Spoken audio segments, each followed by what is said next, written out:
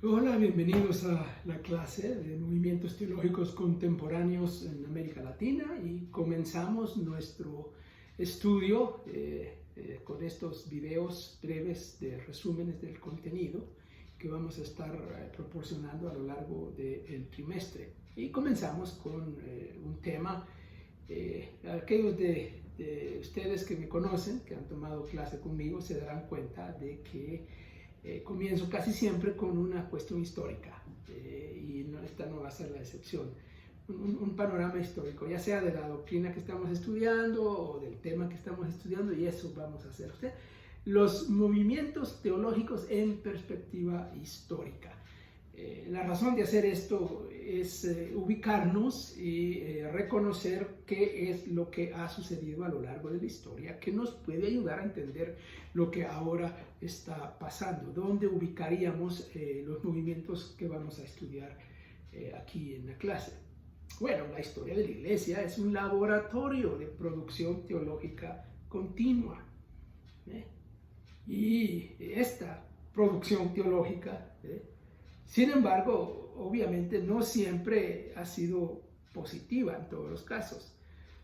Repetidas veces ha habido producción errónea, producción equivocada y hasta herética, diríamos también. Pero el temor a equivocarse no ha impedido la producción teológica. Y lo digo así porque muchas veces nosotros ahora mismo nos acercamos a movimientos teológicos contemporáneos y probablemente ustedes pensarán, ¡uy, qué cosas raras, qué cosas extrañas, qué cosas equivocadas vamos a estudiar aquí en esta clase! Pues bueno, sí, eso es cierto y eso ha pasado a lo largo de la historia. Pero los movimientos teológicos y eclesiásticos son parte inherente de la naturaleza de la Iglesia, de su historia. Se puede decir que no hay historia de la Iglesia sin movimientos teológicos y eclesiásticos. Muchas veces antagónicos entre sí, es decir, movimientos que están en contra de otros movimientos. No siempre correctos, pero no deberíamos sorprendernos de esto. Es parte de la naturaleza de la historia, como ya mencioné.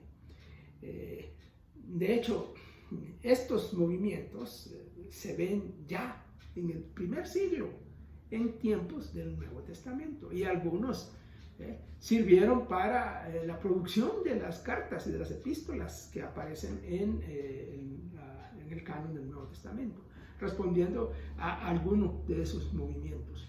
Bueno, lo que vamos a hacer aquí es acercarnos al tema, tratando de ver las tensiones.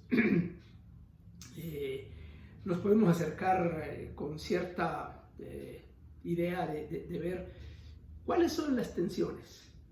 Y hay varias, y esa va a ser la manera en que nos acercaremos aquí al tema. Una tensión es entre lo místico y lo intelectual, que ha estado presente a lo largo de la historia y que ha producido una diversidad de movimientos. Sí, vamos a hablar de eso un poco. Luego está la tensión entre lo institucional y lo popular.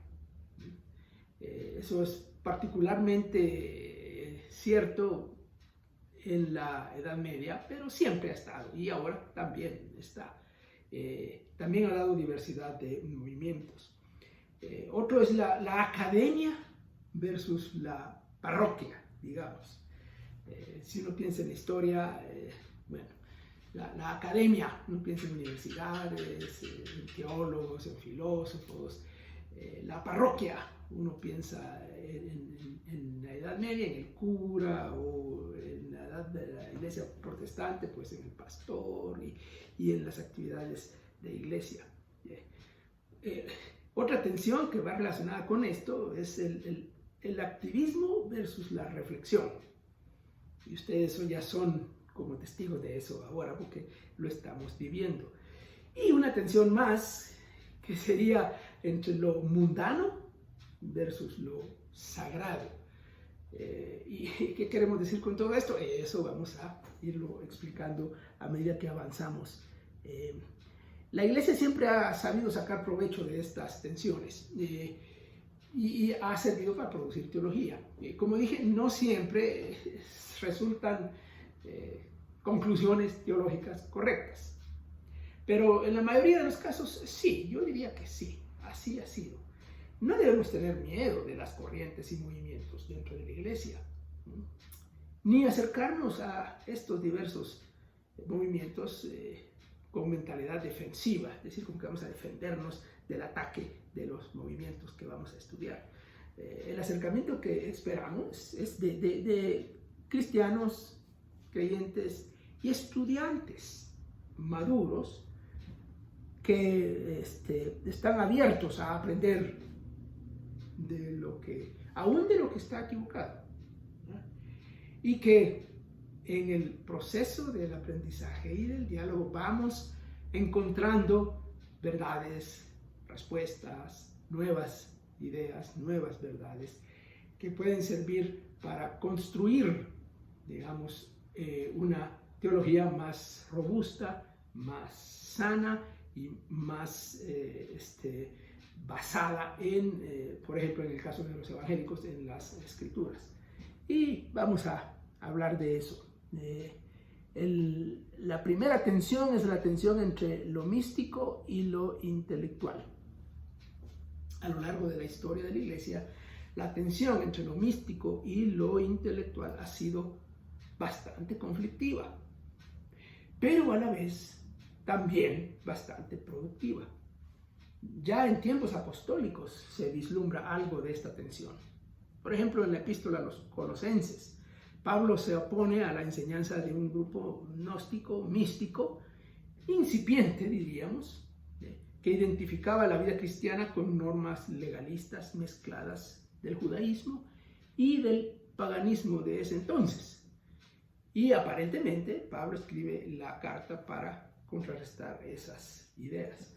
Sin embargo, la tensión mayor comienza con el surgimiento de ciertos movimientos como el montanismo, siglo II, y el gnosticismo, siglo II, siglo III. El montanismo representó el movimiento místico, mientras que el gnosticismo el movimiento intelectual. Ambos fueron considerados heréticos, pero ambos influyeron tremendamente en la Iglesia hasta el día de hoy. Mucho de lo que hoy se observa, incluso dentro de las iglesias evangélicas, se deriva de estos movimientos. Se podría decir que el montanismo se ve en los movimientos pentecostales y neopentecostales, bueno, con su énfasis en la experiencia mística e individual, mientras que el gnosticismo en las iglesias más tradicionales, con su énfasis en el conocimiento, en la doctrina. Con el correr del tiempo, ambos movimientos se mezclan y han influido indistintamente a unos y a otros. Bueno, ¿qué otros movimientos hay de esta tensión? Y a lo largo de la historia veremos otros más, pero lo veremos en otro video para no ocupar el tiempo en ahora que ya se nos está acabando. Así que ahí terminamos esta parte y seguiremos hablando de otros movimientos dentro de esta tensión y luego las otras tensiones también.